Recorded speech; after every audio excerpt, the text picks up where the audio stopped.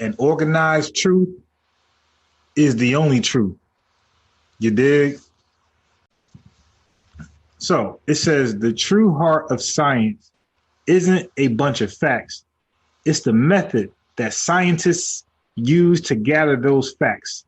Science is about exploring the natural world, making observations using the five senses, and attempting to make sense of these observations. Did you get what science was about? Scientists, including biologists, use two main approaches when trying to make sense of the natural world. The scientific method is basically a plan that scientists follow while performing scientific experiments and writing up the results. Do you got what the method was about? So if you guys are trying to prove the method in other places, if it doesn't follow that and what I'm about to read, it's not the scientific method. It's real simple. It's something else. It allows experiments to be duplicated and results to be communicated uniformly. Here's the general process of the scientific method. Here we go. Number one, make observations and come up with questions. What's that? Or how does it work? Number two, then form a hypothesis. Come up with the most likely explanation for a set of observations. However, it must be testable or falsifiable. Number three, next, make predictions and design experiments to test the idea. Typically written if ... then statements, okay? Number four, test the idea or ideas through experimentation. As they conduct their experiments, scientists make observations using their five senses and record these observations as their results or data. Any scientific experiment must have the ability to be duplicated because the answer the scientist comes with, whether it supports or refutes the original hypothesis, can't become part of the scientific knowledge base unless other scientists can perform the exact same experiment and achieve the same results. Got that? Whether a scientist is right or wrong isn't as important as whether he or she sets up an experiment that can be repeated by other scientists who expect it to get the same result.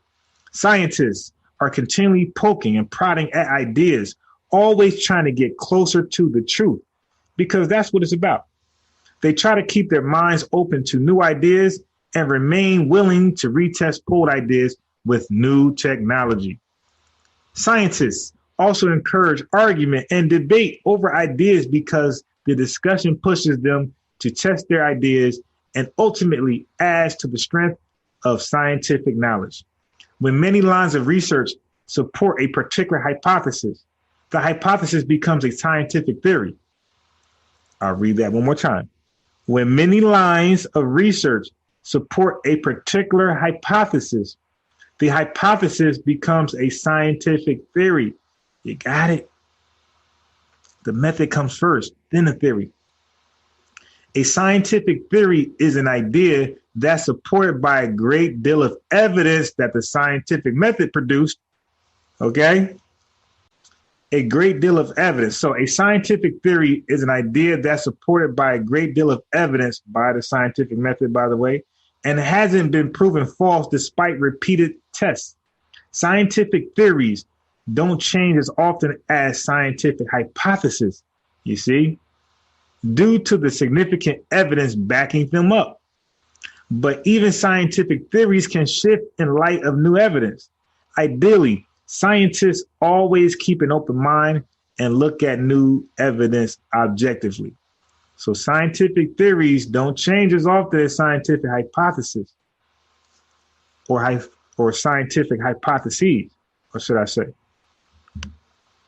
Scientists publish their work in part because scientists in different areas of the world may be trying to answer the same questions and could benefit from seeing how someone else approached the problem. So this ain't just bound to America, like some of you guys may think.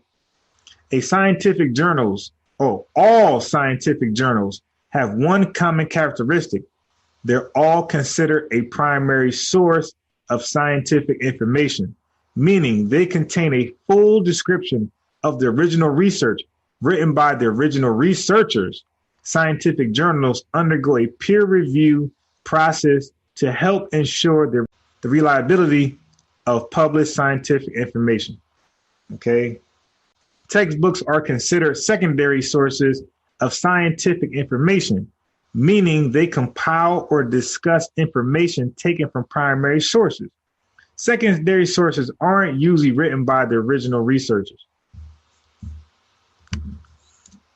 The popular press, newspapers, magazines, and television and radio programs. So let me back up something here. Okay, here we go. So the popular press, newspapers, magazines, television, and radio programs are considered tertiary sources, meaning they're twice removed from the original source of information. What are the popular press, newspapers, magazines, television, and radio programs? Everything you guys use as primary sources. These are in the third, okay? They are twice removed from the original source. The popular press provides information, of course, but the validity of that information isn't guaranteed. There's always a chance that the journalist doing the reporting may have misunderstood the scientist's research or something he said or she said. It's like that old childhood game where the information given to the first person is usually changed by the time it's relayed to the last person. Okay, you got that? So let's back up. Matter of fact, let's keep going. This is how you properly research. Visit government websites that nn.gov.gov. Serve university websites that end in edu. Okay. Be careful when visiting organizations or organization websites. These websites end in .org. Large orgs with good reputations, such as the American Heart Association, usually have good quality secondary information on their sites. Okay. They may have, or they may even post links to primary sources. However, smaller organizations that don't have an established reputation aren't good sources for scientific information. I don't know about the other stuff you're researching, but for science information, small orgs, no good. Avoid commercial websites that end in .com. Yeah.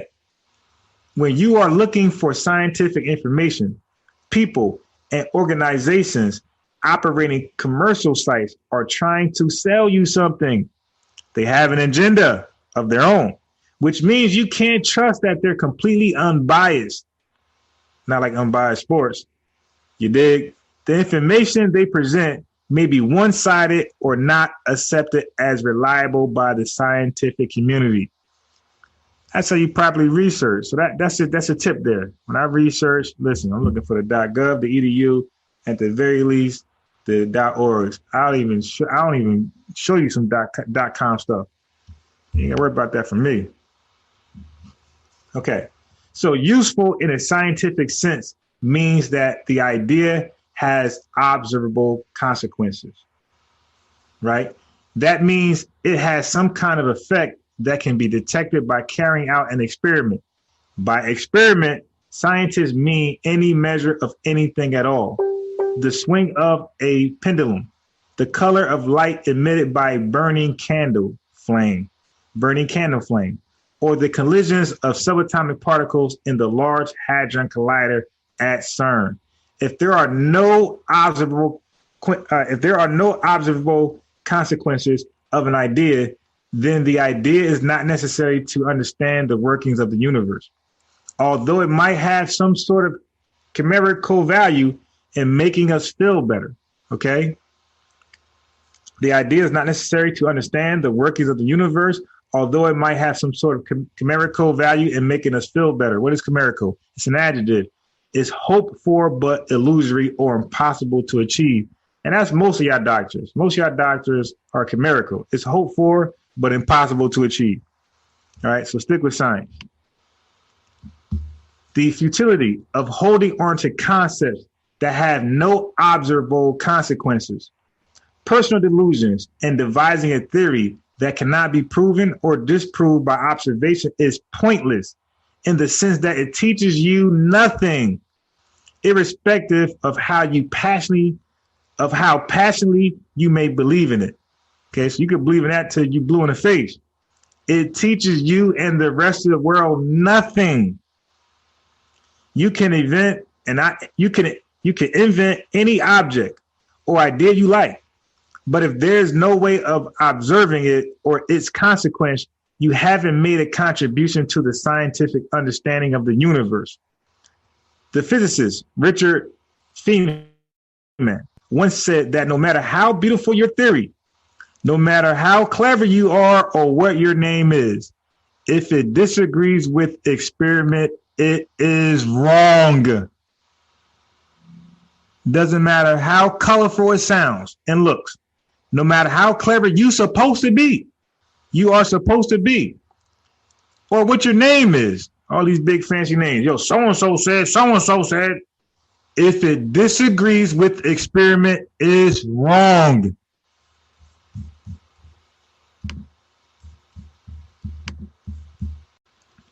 Example. A marine biologist is exploring some rocks along a beach and find a new worm-shaped creature he has never seen before. His hypothesis is therefore that the creature is some kind of worm. B, the marine biologist then predicts that if the creature is a worm, then its internal structure should look like those in other worms he has studied. C, the marine biologist tests his hypothesis by dissecting the worm-like creature, examining its internal parts carefully with the assistance of a microscope, and making detailed drawings of its internal structures. D, the marine biologist discovers that the internal structures of the worm-like creature look very similar to another type of worm he's familiar with. He can therefore conclude that the new animal is likely a relative of that other type of worm. Finally, communicate the conclusions with other scientists. Communication is a huge part in science. Without it, discoveries can't be passed on, and old conclusions can't be tested with new experiments. When scientists complete some work, they write a paper that explains exactly what they did, what they saw, and what they concluded. Then they submit the paper to a scientific journal in their field. Scientists also present their work to other scientists at meetings, including those sponsored by scientific societies. In addition to sponsoring meetings, these societies support their respective disciplines by printing scientific journals and providing assistance to teachers and students in the field.